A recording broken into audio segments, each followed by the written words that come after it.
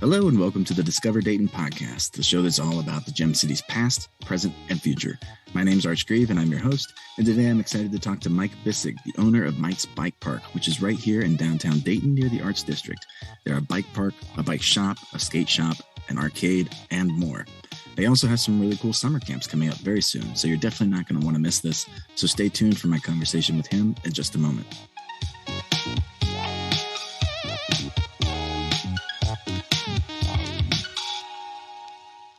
Hello and welcome to the show, and thanks for talking with me today. Hey, no problem, man. Well, so obviously I asked you on to talk about Mike's Bike Park, but first I'd love to hear about just Mike. So could you start off by telling us a little bit about yourself and maybe how you got into cycling?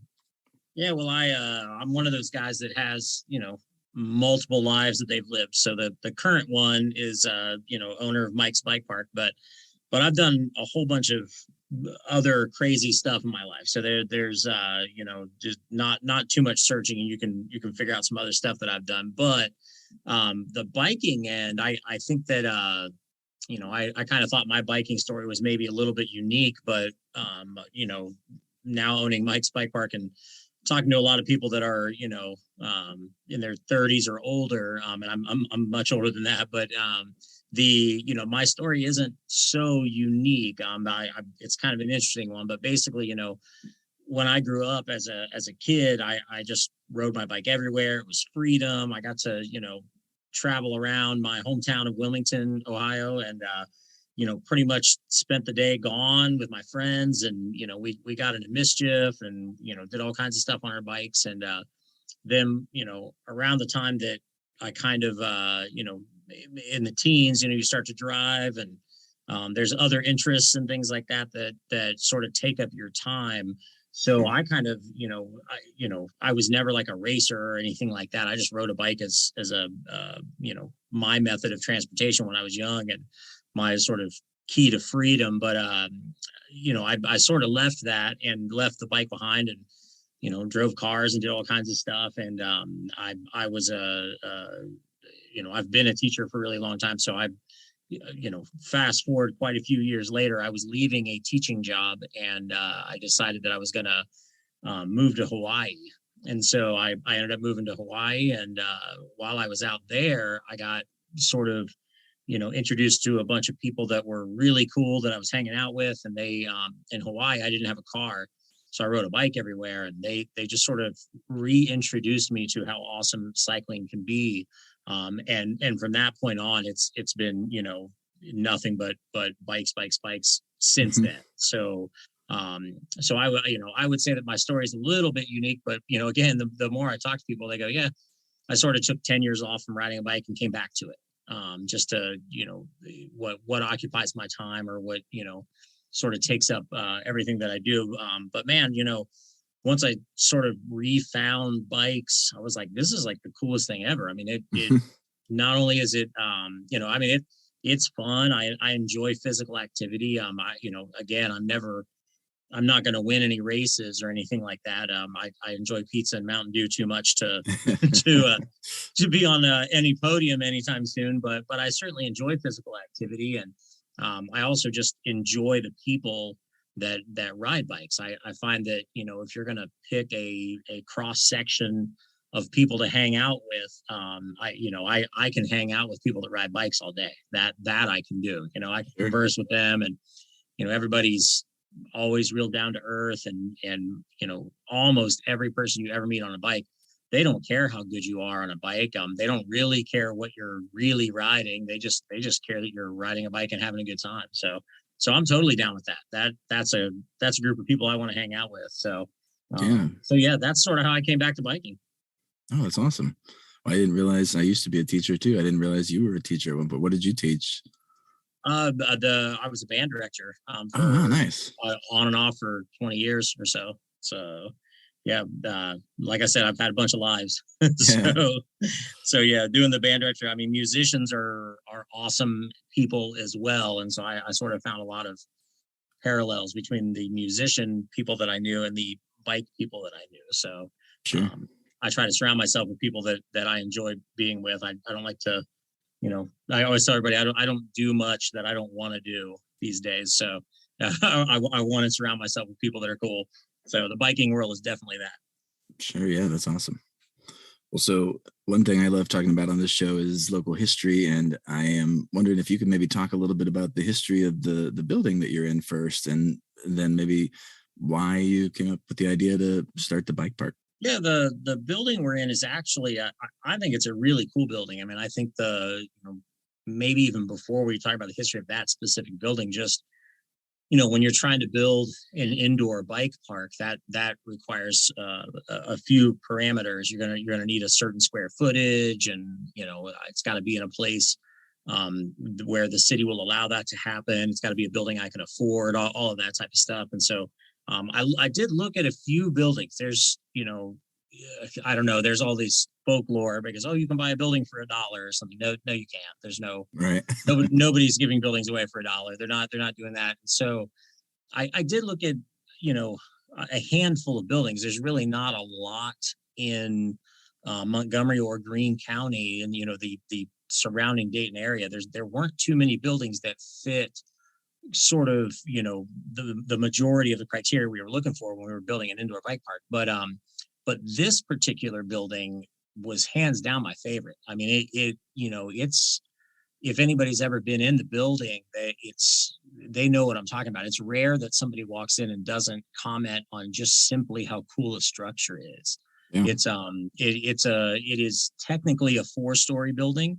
The fourth floor is just a kind of a small, I don't know, maybe 800 or 900 square feet room up on the fourth floor. But so it is 4 stories, but it's basically 3 floors of this really cool kind of open, but there's these neat pillars that are super ornate. And just when I hang out in the building, and even when I was thinking about buying the building, I would tour it and hang out in there and just kind of try to get a vibe for what the building could be, because it didn't look like it does now. I mean, when we first bought it, we had to do much work to it.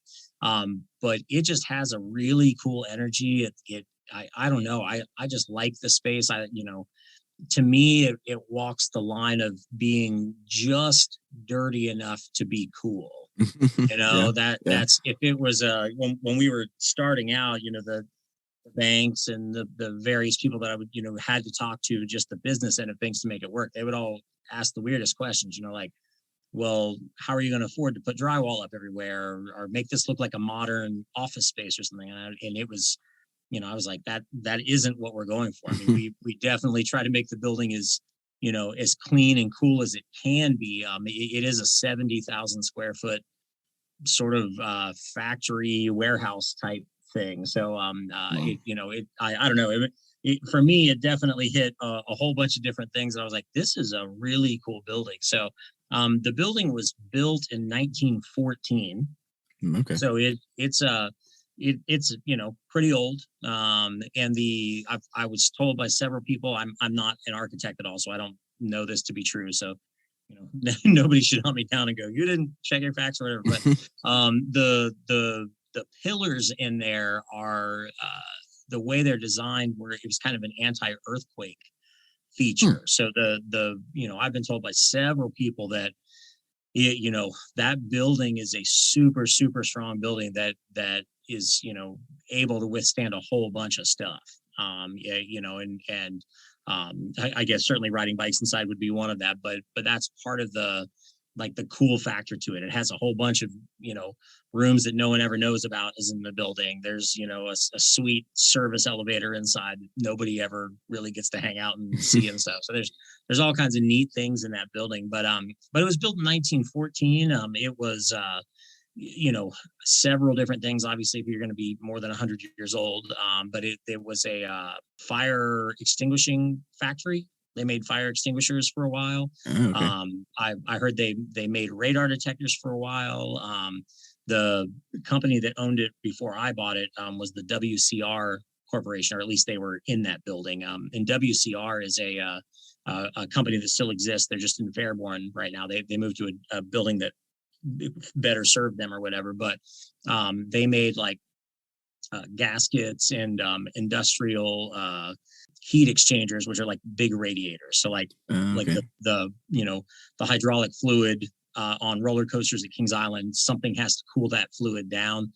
They make the stuff that kind of does that. So it's been neat I've got to, I mean, a whole bunch of people that have worked through the years in the building previously have come in to see kind of what it is. And it's great to talk to them. They have all over the building, there's these signs that are, I'm a little bit of a world traveler, and I'm not the world's greatest linguist or anything like that, but I can understand a little bit of languages. And these signs were all over the park, and they were kind of a mix of languages. And I was always like, I don't know what, I literally don't know what this is. I can't translate it. I don't know what these words are that are on the signs. And one day I was saying that to one of the people that used to work there, and they said, "Oh, it's not a real word. It's a like a brand name for different gaskets, or a brand name for Okay. different things. So it's kind of like a bunch of letters just put together. That I don't know. It's interesting. So if you're in the building, you see those signs hanging around there.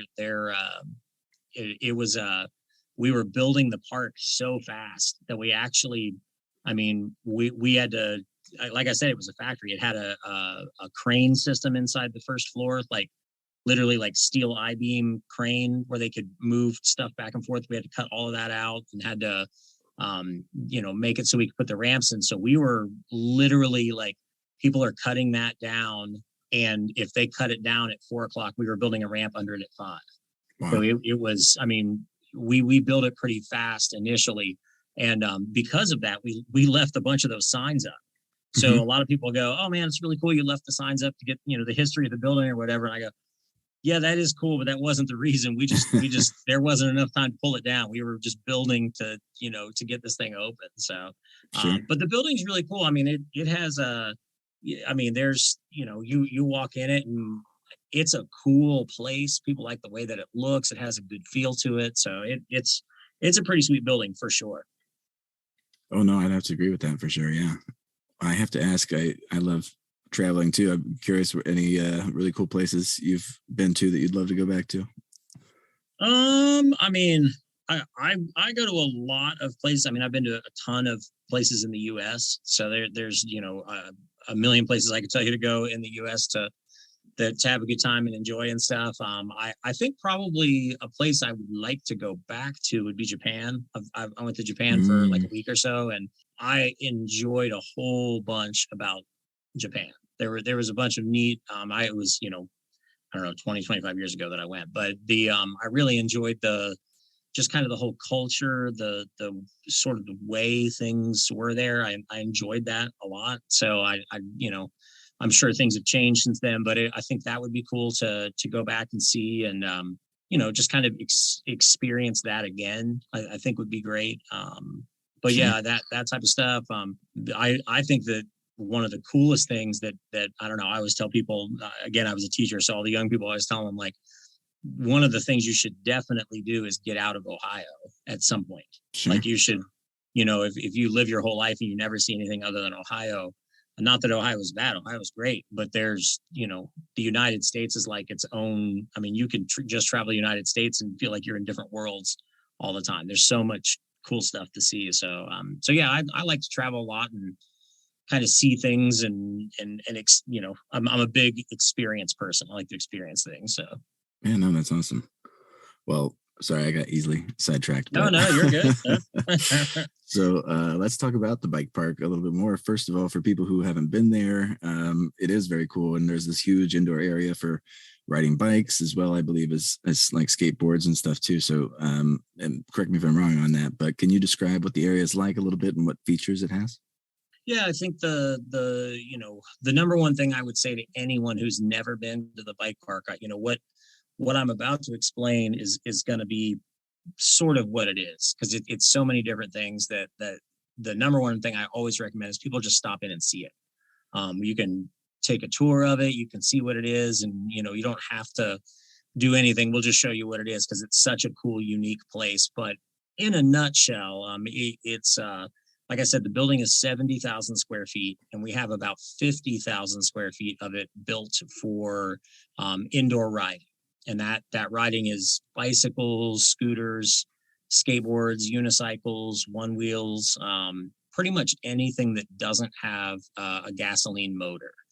That's the only thing we don't allow to ride in there, but pretty much everything else is good to go. I mean, there's inline skates, quad skaters ride it all the time, and it's it's a bunch of ramps, a bunch of different features that everybody can enjoy, and it really is designed to be for everybody. I say it all the time that we have 2-year-olds riding there, we have 80-year-olds riding there, and then we have everything in between.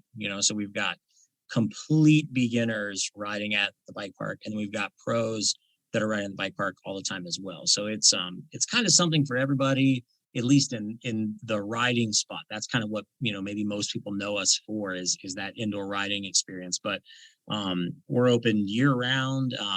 We update the place pretty frequently. That way it's there's something new every year to ride. That way it's not too I don't want to say boring. It's not boring, but you get some new lines to ride and things like that inside the park. There's tons of videos, tons of pictures on online or on our social media and stuff. But really coming and seeing it that's the best way to go. Oh yeah, this place is way bigger than I thought it was, or you can actually see how things are.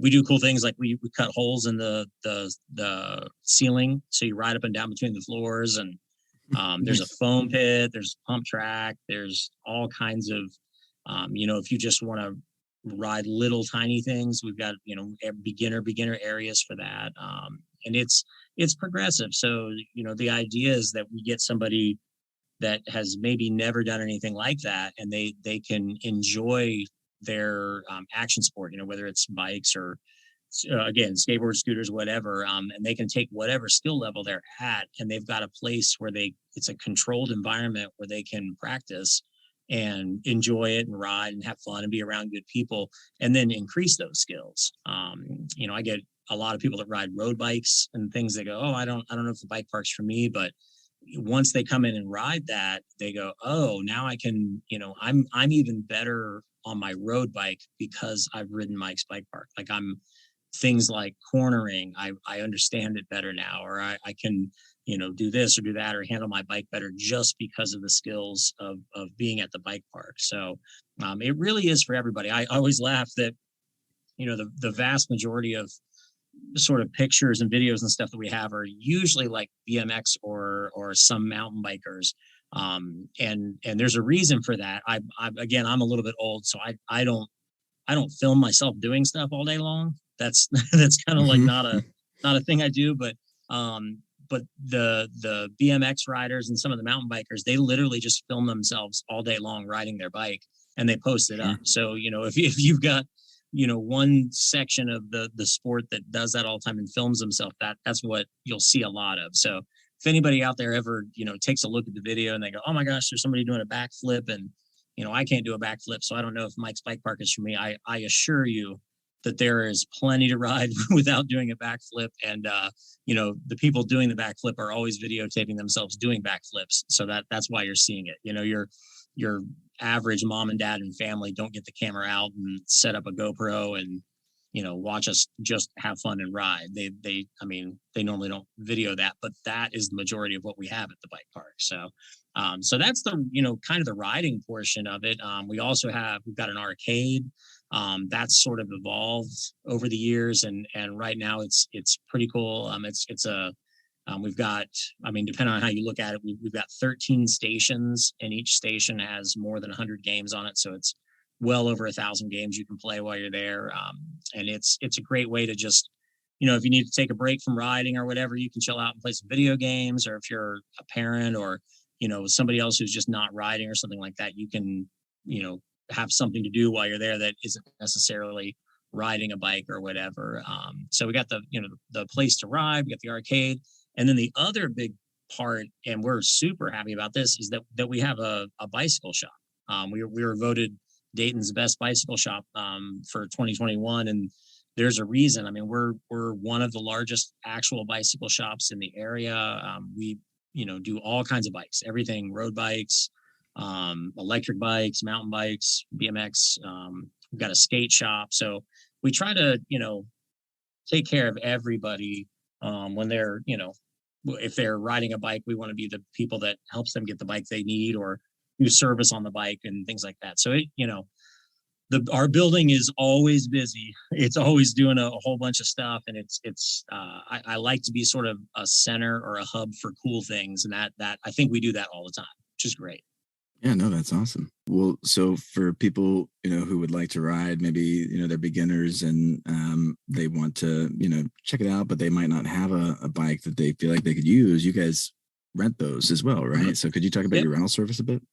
Yeah, we actually rent bikes, we rent scooters, and we rent skateboards. So if you're, and it's interesting, like who is the person that rents from us? Well, it can certainly be somebody who, maybe doesn't have a bike that's great, and so they want to rent one of our bikes, so it's a little better quality when they're riding in there.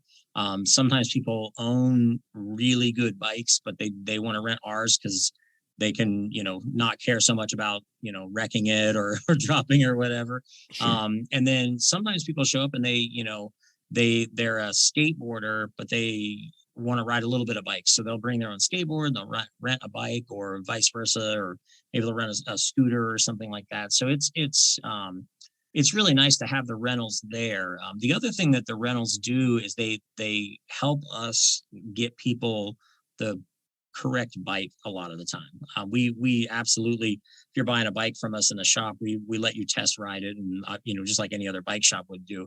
But if you're buying a mountain bike or a BMX bike or anything that is going to be used for something other than just riding over flat ground the whole time, we have kind of the best location to test that bike out.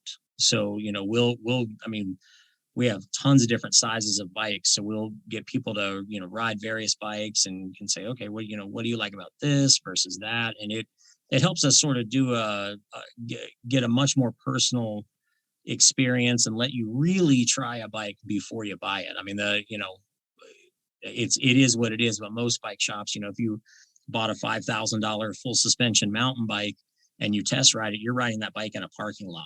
And that bike is, yes, that bike can ride in a parking lot, but what it's really meant to do is way more than that. And so we have an actual facility where you can try that out. You can see what it's going to do when it's going over rollers or things that mimic being outside in the actual woods and stuff. So yeah, the rentals are great. It also, we see a lot of customers that think that their kid, like, oh, I've got a kid who's 8 years old and they're sort of in between sizes, and we want to let them try a bike. And so they'll rent a bike and ride it for an hour or two and then decide to buy a bike. And anytime we do that, we just give them the rental money back off of the bike. So it's like they didn't have to pay anything to rent it, but then they're 100% sure that that's the bike for them. And they're much happier. They're thankful that we can show them the different sizes and stuff. But yeah, having the rentals are great.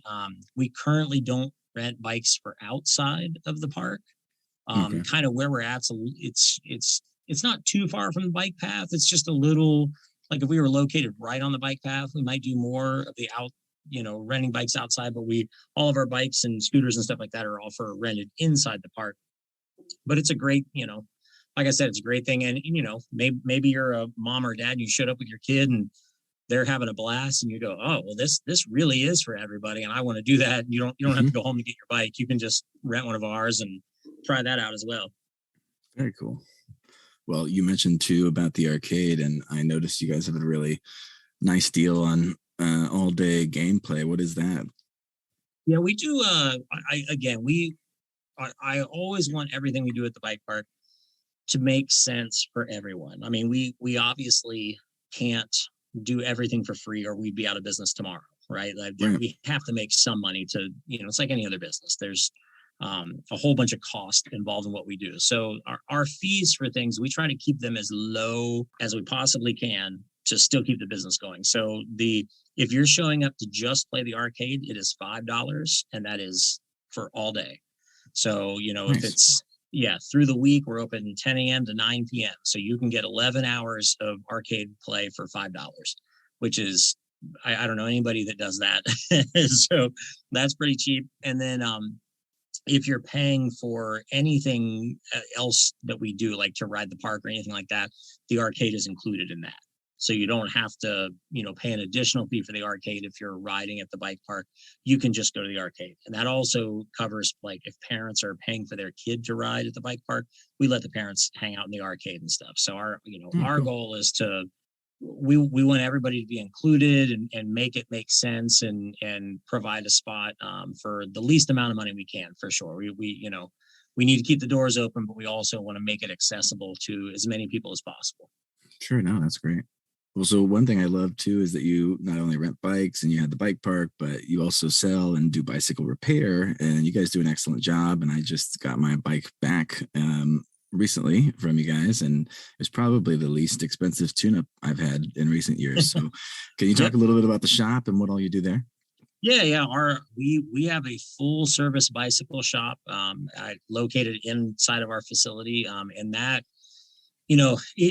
when we first started, we were just a bike park, and we were doing just kind of like, sort of like a pro shop would be, just some small things or, some specialized things. And we just kept getting a whole bunch of our customers that were like, hey, I just need this done, or I just need this, or I want to buy this or whatever. And so after about a year of that, we said, it really just makes sense for us to really put some money into making the shop awesome and hire great mechanics and things like that. And so that's what we did. So we currently have, I think, 6 mechanics on staff. And we on purpose try to be the best bike shop that we possibly can be. Not just, we want to be the best bike shop in the Dayton area. Yes, of course. But I want us to be able, if you transplanted us to Denver, Colorado, that our bike shop would be comparable to that. That's kind of where my mindset is on our bike shop. So in order to do that, one of the things, we want to keep our cost, on purpose right at or lower than anyone else. So, our tune-ups are currently $60. I don't know anybody that has a tune-up for $60 like that. I don't know anybody, especially now with, whatever, all the prices are going up all the time for everything. So our tune-ups are $60. We try to get the bikes back to you in a week or less. If it's something that, I don't know, I hear all kinds of horror stories where people bring their bike to a shop to, get a derailleur adjusted, and they say, well, it'll be, 3 to 6 weeks before we get it back to you or whatever. That, in my mind, I never want that to happen. Right. I want us, if we can work a little bit harder, if I have to hire more mechanics to make it happen, but I don't want anybody to be without their bike for a month, unless there's some, part shortage or something like that. There's some bigger things. But just in general, we want our repairs to be out quick. We want them to be done very well. And we want it to be as affordable as it can be. Aside from that, we're also the only people I know of that if you buy a bike from us, we give you free tune-ups for life. So nice. you can, if you bought a bike and you wanted to bring it in every month for a tune-up, we would do that. It's not just a like once a year tune-up or something like that. We want you to enjoy what you buy from us. So part of that is we want to make sure it always runs right. So if it's, anybody's got any issues or anything on their bike, we want to take care of it right away.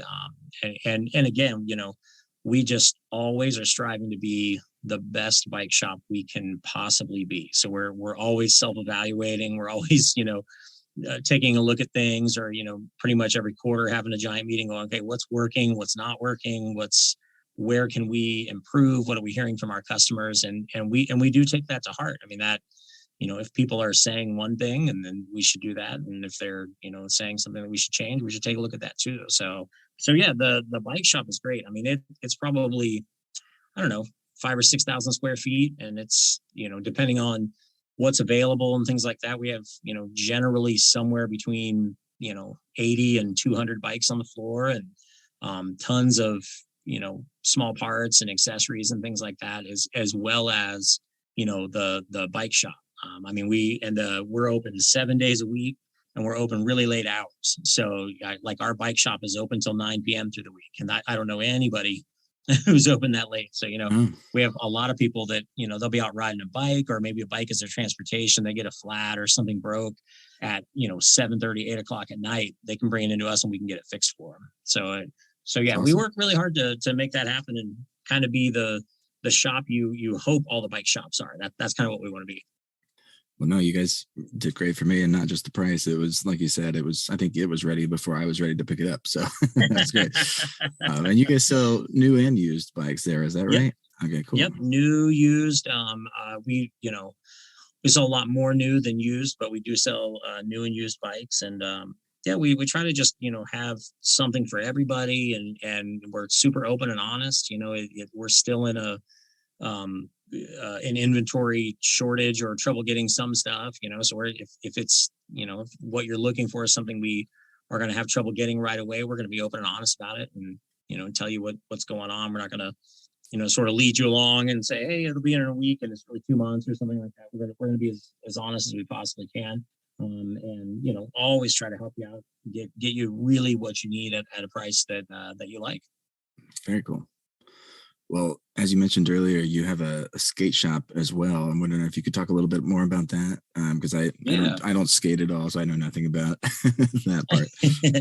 Well, I always joke, and I tell everybody, when I was younger, the only thing I was really good at doing on a skateboard was just holding the skateboard. I could I can stand there and look like I'm supposed to know what I'm doing, but I don't really know what I'm doing. So, well, the skate shop kind of, it's like everything else we do at the bike park. If we're doing one thing and we have a whole bunch of people say, this is all awesome, but you should also do this other thing, we take that into consideration, and we look at what it is and say, can we do this? Can we not? Does it, make sense not only financially, can we support it, but does it make sense for who we are? And we had a ton of people who ride skateboards coming in to ride the bike park, and that was I don't, I'm not surprised by anything. I assume I don't know anything in the world, and that I'm going to learn every day. That's kind of how I go about it. But I was sort of a little bit surprised at the number of skateboarders that were coming in and riding like our pump track and our various features. And so they would come in and say, hey, what would be awesome? Can you put metal down on all the lips of the ramps so we can ride up and down everything? We can certainly do that. So we, took like a 3-month period of time and basically built nearly everything in the bike park is now skatable. So there's, nice. It's very useful for the skaters. And then once we started doing that, now all the skaters are coming in. They're like, okay, awesome. I need a set of bearings for my skateboard. And, we go, okay, where's the closest place to get that? And you go, well, it's a 25-minute drive each way.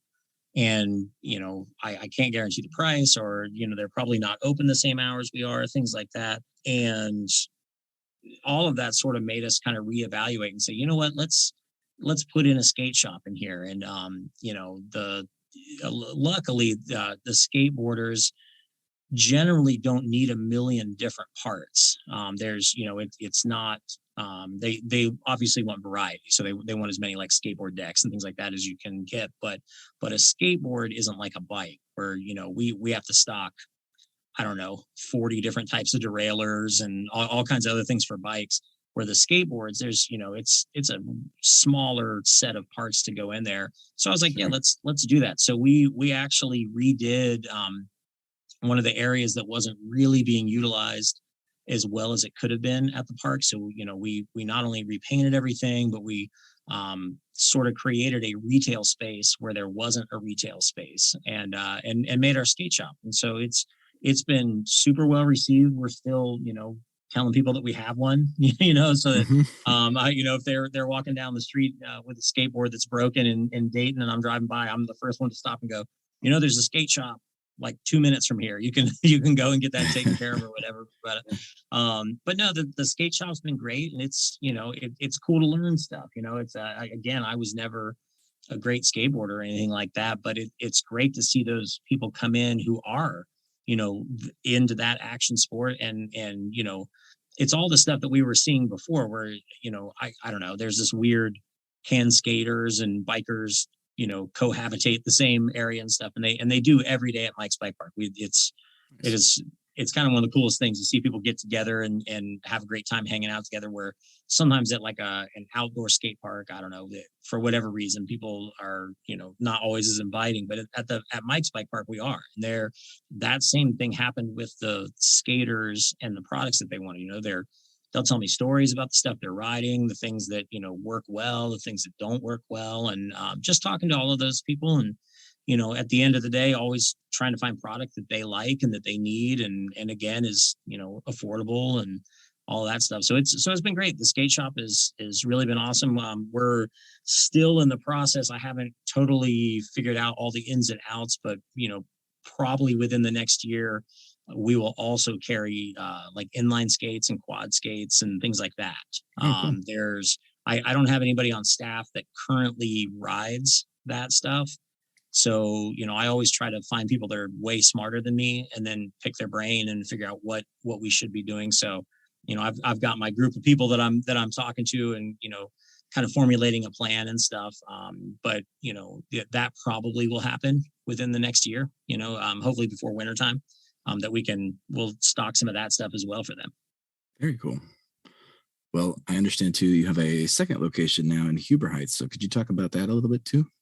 Yeah, the Huber Heights location is it's super cool. It's one of the, I think in life, if you wait around to be 100% prepared and ready for something new, it'll never happen. Sure. So I think you got to be willing to sort of take a gamble when opportunities come around. And the Huber Heights location, we work with so many groups of people that are behind the scenes that, you would just never even think of when you think of Mike's Bike Park. We sort of, we don't have our direct hand in like all the cookie jars, but we're certainly a hub for helping people do cool things. And so Huber Heights is, we've had a lot of customers from Huber Heights and that, sort of that northern area of even Tip City and all that stuff. And the city of Huber Heights, basically, I don't know, it was probably 2 years ago, a really cool kid that comes in and rides and stuff basically went to the city at a city council meeting and said, I'm a biker and I would love to have a place to do that in Huber Heights. We have all these parks and, we don't have a skate park. We don't have anything really cool. And the city of Huber Heights, I mean, they pulled it together and they have a brand new $1 million outdoor facility that is a world-class facility. Like it's not a rinky dink, throw some pieces of lumber up. This thing is the real deal. They've got a big pump track. They got a whole skate park. They've got a jump line. They're building another like smaller pump track for like little kids to ride and stuff. So, nice. So yeah, and we were, again, we were not super involved, but somewhat involved with that. And I knew the people there and that, and the just down the street. And when I say just down the street, I mean like 1,000 feet from this new facility they were building. It's at Moneta Park in Huber Heights.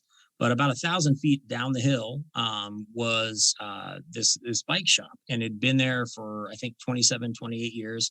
It was the bike shop in Huber Heights, and so just through a handful of people that I knew that knew me and knew that bike shop owner and stuff, it ended up coming up that owner was possibly looking to retire or do something else. And so I met with him and after several meetings, he's a really cool guy. Joe is his name. He was definitely ready to do something a little bit different. He'd been doing the bike shop thing for a long time, but he was also still very, very interested in keeping that shop a bike shop.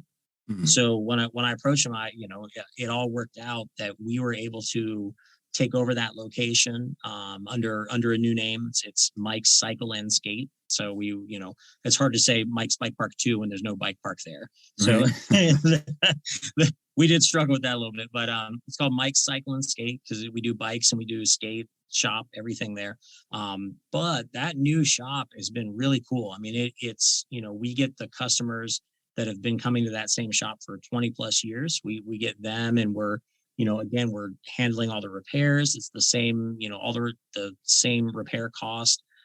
Our staff, we've got about 15 or 16 staff between the two shops, and they'll depending on what I need, like if we get a ton of repairs at one shop, we'll move some of the mechanics to the other shop and work them back and forth just so we can keep up with things. But it's been great, man. I mean, the city of Huber Heights is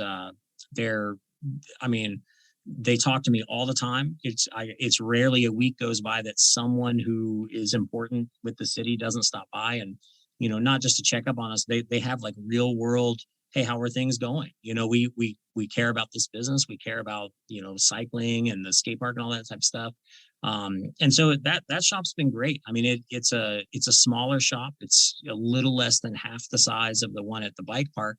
But it's still, I mean, we're able to service that community, and we're still learning what that means. I tell people all the time, if they come into the Huber store and they don't see something that they would like us to carry, just let me know. I mean, we're obviously still in the learning process. But yeah, it's been great. I mean, it's a completely different vibe, completely different feel than the bike park, but in a good way. I think the two stores complement each other. It's great to be, when I say just down the hill, I mean, you could get on a bike and coast not very long, like a stop sign, a block or so, coast into our shop from the new skate park. So if and people do this, they, snap a chain or they pop a tire or something, they just come down to us, we fix it and go right back to riding. We've had a lot of people that, because the city put in the skate park, they want to get a proper bike or scooter or skateboard to ride there, and they'll come in and get it from us. And then there's, again, there's the people that have been going there for 20 plus years that have no desire to use the new skate park at all, but we are, highly qualified, so we can fix all your road bike stuff, your commuter bike, your bike path bike, and get everybody taken care of. So it's been really cool. I mean, it's neat to see everybody still care about cycling and many various different ways, from creating the new park to, making sure the shop is still a bike shop and allowing us to kind of be in there. So yeah, it's been great. It's been great. And I had no, if you could have crystal balled this thing, I definitely would not have known that we would be opening a second shop this year. Sure. That is not at all. In fact, it was kind of one of those, holy moly, are we, is this going to be one of those decisions I look back, 2 years from now and go, that was not smart? Or is this going to be the one we look back and go, yep, good job. And so far it's definitely the, yeah, good job thing, for sure. Awesome. Well, that's very cool.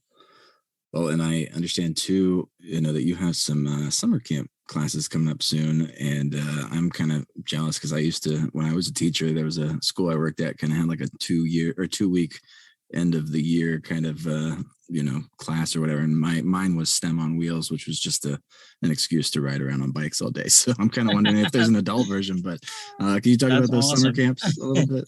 Yeah, summer camps.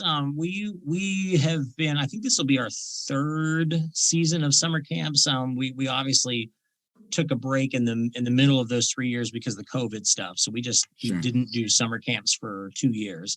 But the summer camps are awesome. I mean, we have camps for BMX, we have camps for mountain bike, and we have scooter camps as well. And those camps, I'm telling you, it's the coolest thing in the world to see those kids worked hard all week. They have a blast. They end up, meeting kids that are doing the same activity that they enjoy. So they make a lot of friends, and those kids, I mean, we see kids all the time that met at camp and they'll still come in together now, 2 or 3 years later, and ride whatever and just enjoy their company at the bike park. It's absolutely, it's also amazing to see kids come in that, are very beginners on their bike or their scooter. And in just a few days, they're doing stuff that they never thought they would do. And they feel a super sense of accomplishment. And it's just such a positive thing. And they're, all of the coaches in there are, if they're not literal professional riders, they have years and years of experience. Everybody's really fun. They're down to earth. They're all about having a good time and learning skills and enjoying yourself. And it's really cool. I mean, it's so the BMX camps and the mountain bike camps are all 1 week long. And then the scooter camps are 3 days. So there's a little bit of a price difference between those because one's 3 days and one's 5 or whatever. But we've got 5 total camps scheduled between sort of mid-June and the end of July. So there's plenty of stuff. I'll have kids that'll go to more than one camp, they just enjoy it so much. They want to come back and ride a whole bunch. But the kids, they They have lunch with us. We provide all the lunch. They get a T-shirt. They get some discounts on the stuff. And then, the big thing is they just get to enjoy it. It's the camps are from 9 a.m. to 4 p.m. every day. So they just get to show up and have a great time and learn how to be better on their, whatever they're riding, their BMX or their mountain bike or their scooter. I mean, the camps are all, they're just such a good experience for all the kids. They all have such a good time. Parents have trouble getting their kids to leave Sure, at 4 o'clock because they just want to stick around and do some more riding. So yeah, the camps are awesome.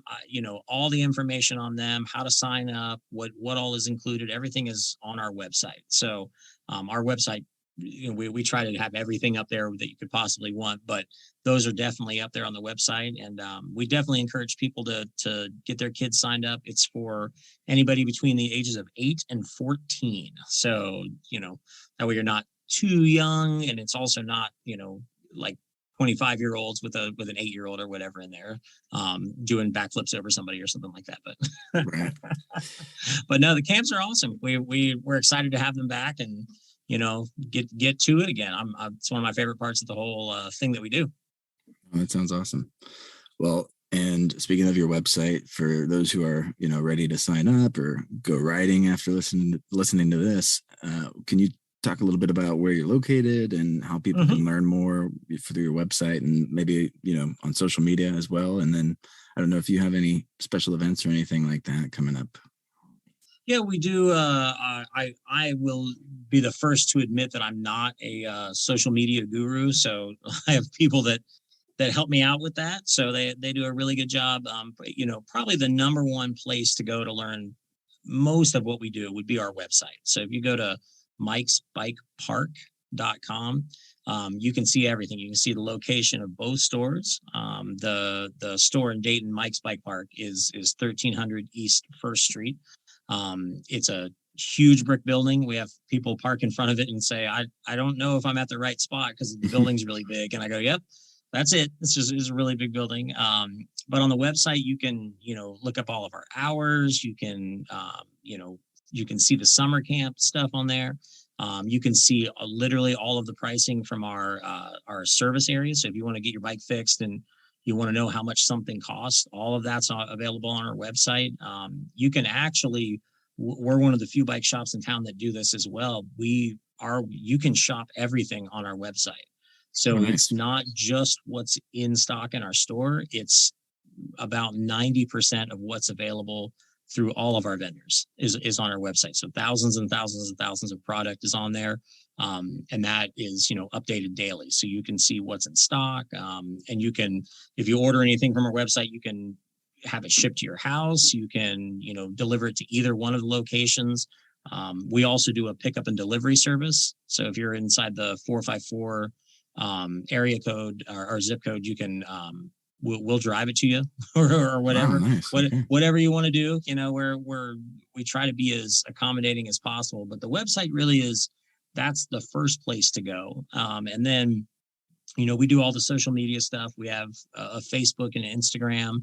I'm sure we have something else that I don't even know what a TikTok is, but I think there's probably people doing TikTok videos or something. My staff is pretty good about keeping up on that stuff, but between Facebook and Instagram, you'll find a bunch of things about, the various events we do. We, like I said earlier, we have our hands in a bunch of stuff. So people are always doing events at the bike park, or we're going out to an event. So, coming up in the next month between June and July, probably the biggest events that we have coming up that I know about that are like public things would be the camps. Obviously the summer camps are really big. I think we're going to put together some sort of a 4th of July jam at the Monita Field, the new park in Huber Heights. So that'll be, we got to work out the details soon, but you'll see that up on our social media pages and on our website and stuff like that. And the jams are just a get together. That's it. We get together, we ride. We do various things to like give away stuff and just make it a party atmosphere. But that's a really cool thing to come out to the jam. And then, just in general, all that info, if you check it out on the website, you'll probably find out, more about us than you ever knew, and probably answer most of your questions, but if not, you're always welcome to give us a call. We answer the phones, we answer email, we answer, if you shoot us a message on Facebook or Instagram. I'm inundated with people communicating with me in 20 different ways every day, but that's part of the job, and I don't mind. So every once in a while I get behind or miss something, but I try to keep up on that. So yeah, I definitely recommend going to the website, or if you're just looking to see what Mike's Bike Park is, you can find us on YouTube videos and things like that, or on social media, and check out a bunch of that. I mean, we have thousands and thousands of videos up, so it's you'll be able to figure it out pretty quick. Sure, no, that's great. And remind me, when is the first, or whatever the first camp is that's coming up? When does that start again? The first camp is our first BMX camp, and that's June 13th through the 17th. All right, perfect. Well, thanks so much again for talking with me. And, I love, part of the reason I love doing this podcast is, sometimes you hear people say, well, there's nothing to do in Dayton, and there's tons of stuff to do. And this is just one of those many examples. And I'm glad that you guys are around, and thanks so much for what you do. Yeah, no problem, man. Thanks for including us in the awesome podcast world, man. Hey, no, thank you. Awesome. All right. Cool, take care. Yep. Have a great day, man. I'll see you. All right. That was my conversation with Mike's Bike Park owner, Mike Bisig. And it was great talking with him and learning more about the park. And obviously, as you heard, it's much more than just a park, though. And I'm super glad I found them, and we'll definitely be going there for future bike repairs and tune-ups as well. So visit my show notes on the website at discoverdaytonpodcast.com to find links to their website and social media as well. And if you enjoyed this episode, please leave a review and share it with a friend. Thanks so much for listening, and stay funky, Dayton.